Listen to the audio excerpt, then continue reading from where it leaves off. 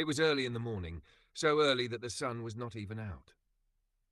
Sister Mary was starting breakfast, quietly singing to herself. Izurik was now 4, walking around looking at and analysing everything to satisfy his curiosity. There wasn't that much else to do for entertainment. It became a part of their daily routine. Izurik quickly realised Sister Mary didn't like answering his questions while cooking, so he figured it was best to find his own answers when he could. This morning, Izurik thought about exploring the small library in the church again, going to the back of their farmhouse where it connected. Even he realised that he was a little different than other children his age. He could understand words far easier, but this he soon realised was only spoken words. Over the 5 years of his prolonged pregnancy, he went from hearing nothing to gradually beginning to hear more and more words from within his mother's womb, often toning them out. The words were just noise without any meaning. Some of those words, however, carried feelings. One of those noises constantly directed a feeling toward him. He later found out it was his name. The constant noise back then made it easier to understand those same noises with context. Even with that failed endeavour of reading in mind, Izurik still indulged in his curiosity. Carefully pulling one book from the shelf and flipping through it, he would replace the book with another if it didn't have pictures. Pictures thus far were far easier to attempt to understand, the different places, people, gestures and signs. Even when he didn't know where to begin the understanding, he at least enjoyed the colours. Eyes! Hearing the distant harmonious cry out for him, Izurik quickly put the books away and ran as fast as his little legs could take him back to Sister Mary. He was happy she began calling him Eyes, like he suggested. Unlike the other times Izurik heard his name, it didn't give the same warm feeling as when someone precious says it. "I'm on my way," he announced with joy, eager for breakfast. Once arriving, he climbed up on his chair that had a few pillows stacked on each other to help boost him up to sit at the table more properly. Sister Mary served their meals of steak, mashed potatoes and vegetables before sitting across from him. "Did you run off back to that library again?" Sister Mary spoke with a knowing smirk, slowly beginning to eat her meal while watching Izurik enjoy his own, nodding his head in response. I was. Mother Mary, can you teach me how to read? It's harder finding books with pictures, and harder to understand the pictures too." Sister Mary couldn't help but let out a little giggle, looking at Izurik's bubbling excitement while anticipating her answer. My, aren't you the eager one? No harm starting a little early to properly teach you than pointing out words here and there. Once we're done with our church obligations, we can spend some time each night studying. After a short victory cheer, Izurik went back to eating with renewed vigour. Stabbing his fork into the steak, he bit down as hard as he could, pulling and ripping a piece off, causing another giggle from Sister Mary, who couldn't make up her mind if he was outright refusing to use the knife or had completely forgotten about it in the height of excitement. One thing Sister Mary noticed when slowly feeding Izurik tougher foods was that his baby canine teeth gradually became a little longer and sharper. She knew the reason why, but was surprised his father's abilities worked so naturally with him. She knew it was subconscious, at least for now. After they finished their meal and cleaned their dishes, they proceeded with their next daily routine, going out to the farm and doing a bit of labour. The sun was beaming over the horizon with a fresh morning warmth and cool air. The birds chirped all about with songs of their own. Ever since Izurik started to walk around more steadily and grab things, he was eager to help out. It was harvest season, and it was his job to collect all the smaller items and put them into a basket for Sister Mary to grab and bring to storage to be handled later.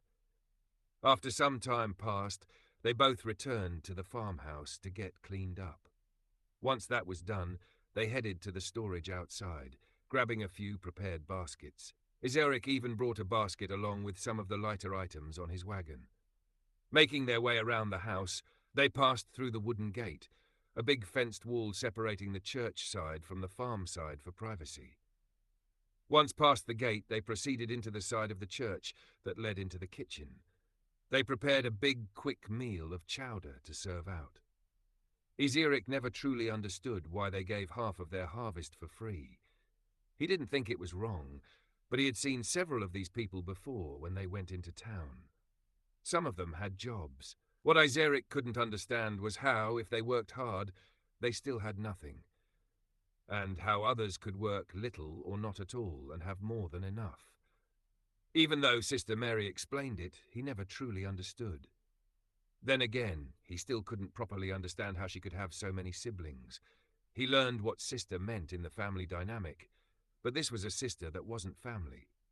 Something to do with religion, something he knew he was definitely too young to understand and felt no desire to try to.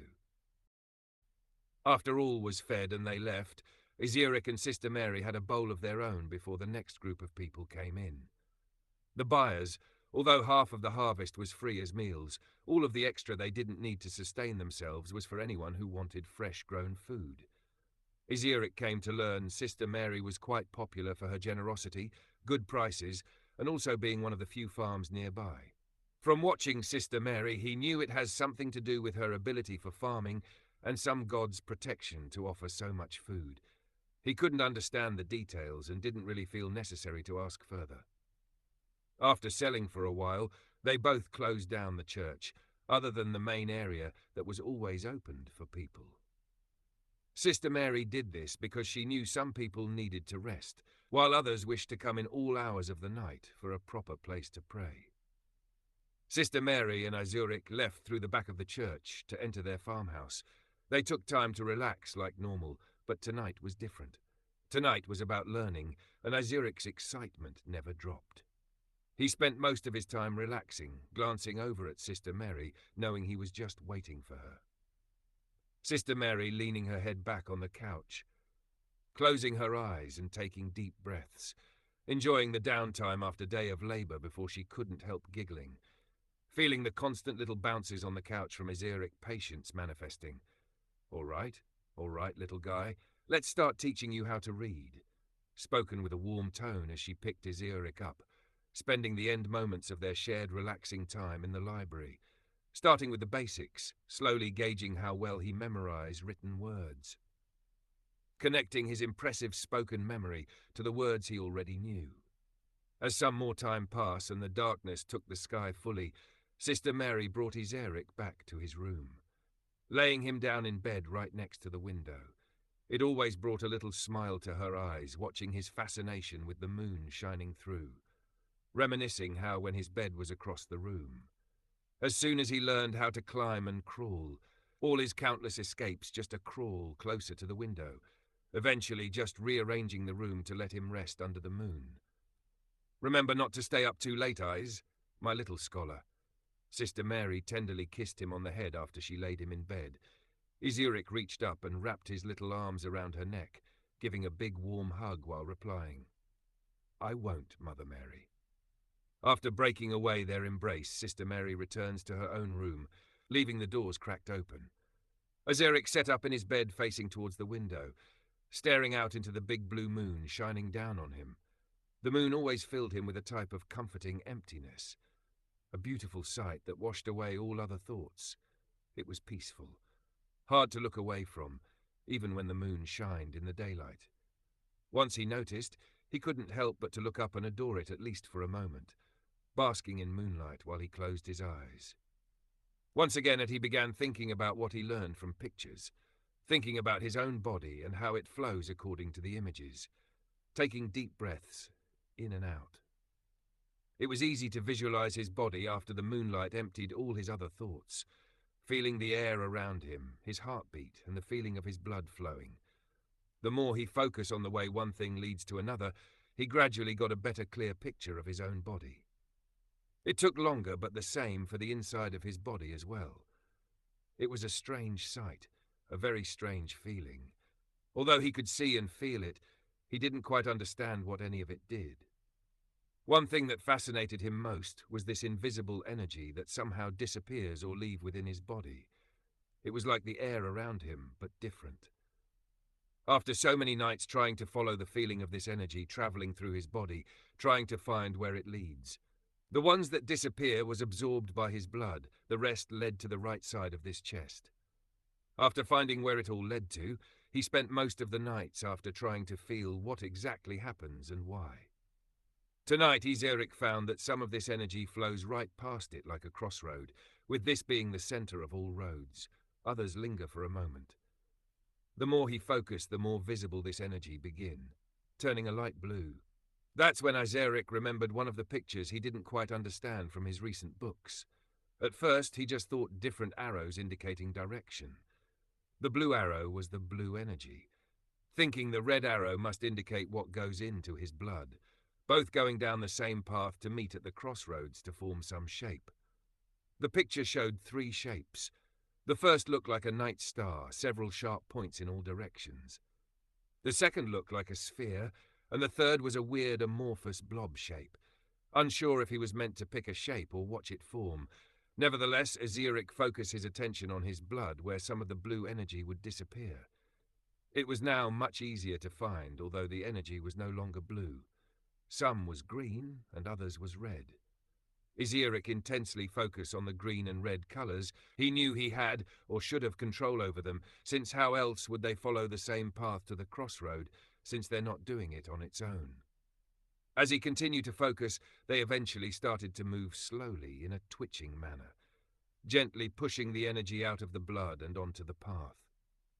Gradually, one by one, he continued, before checking the intersection. Happy when he saw on the right side of his chest the 3 energies started to combine, pushing against each other. Redoubling his efforts, gathering more green and red energies, it was slowly progressing more smoothly before he felt something. When Ezoic brought his attention back to the crossroads, he can feel a slight pain in his chest.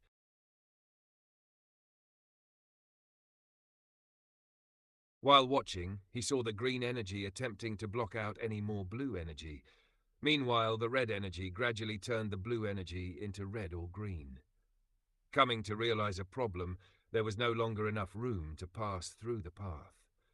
He knew he could probably just disperse it all to clear the path and ask Mother Mary why things happened. But that thought was before the panic started. He didn't want to give up just yet. The slight pain was gradually increasing with his heartbeat. He pushed more energy down the path to slam against the crowded intersection. The second wave of panic came when he realized the overwhelming blue energy was gradually retaking what little green and red he had managed to gather, equally threatening to make all his efforts pointless.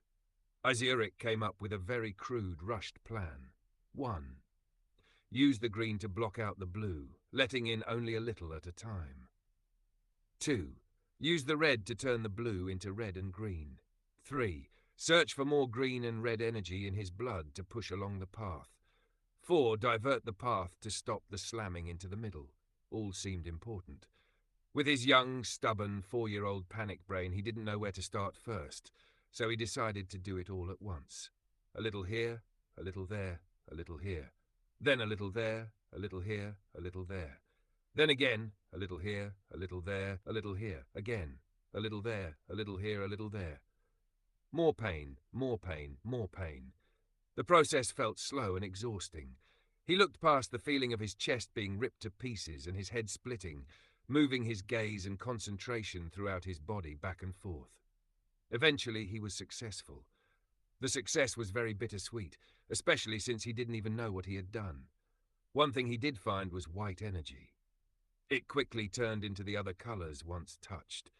Due to his haste, he ended up commanding the white energy to join the fray. Slowly feeling relief take over, Ezoic focused his attention on the finished product. Currently, the green barrier appeared submerged in blue energy, but it wasn't the case. Ezoic had tried to create a path going around like a circle, but due to the stress, the slamming energy started to forcefully increase the process as well as create its own pathways. In his panic, instead of focusing on the current path, he slowly made multiple paths, just trying to ensure it didn't build up too quickly. Something he also learned was that it caused more pain when it got too big. The large amount of blue energy carved a cavern around the center. After helping to make a proper flow in and out, the blue energy slowly started to dissipate. Once his heart rate finally stabilized and his stress was gone, the rush of blue energy returned to normal, a very thin layer. It flowed in the quickest route throughout the cavern across to the other side, around the transparent green hexagon barrier suspended directly in the middle. Green energy latched onto the sides of the cavern to keep it steady. Inside the green transparent hexagon barrier was the flowy red and white energy. Eventually, his body just started to naturally produce white as well as green and red. He wasn't quite sure when this happened. The weird, flowy movements definitely reminded him of the third picture in the book. Although he didn't see any hexagons, he thought it was similar enough to the sphere. Iziurik also noticed periodically one of the hexagons would open up, allowing white and blue energy to come inside, turning green or red if not remaining white. It pushed out the excess to disperse back into his body. The extra blue energy always found its way back out of the body, as if just passing through. With everything looking good, Iziurik slowly began to open his eyes. That's when he realized it was still dark. He was also no longer in his pajamas, just his underwear. He was drenched in sweat with a wet towel on his head. His body felt lighter and exhausted. Sister Mary was cradling Iziurik in her arms with tears in her eyes and a look of relief. Before he could process any further, several thin blue transparent rectangular screens appeared before his eyes with a ding and words written on them. Ding! You've received a notification. You have successfully gained the ability to sense the world mana and shown some control over it. With all the conditions now met, you gain the title Sentient in the eyes of the gods, rising from primal. Ding! You've received a notification. For gaining the ability to sense world mana, you've unlocked your personal ability screen. Ding! You've received a notification. You have successfully gained a mana heart, resulting in your awakening. Due to the lack of strength and other qualifications, your title remains at Sentient in the eyes of the gods. Ding! You've received a notification. Due to your achievements without guidance and young age, you've gained the attention of a few gods. Ding!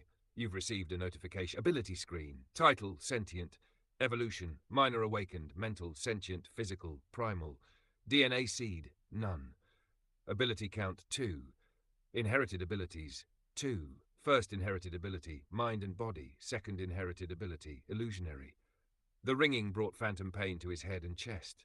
With a quick glance, realizing his blurry vision made it pointless to try to read, he just wanted it to go away. The screen suddenly disappeared.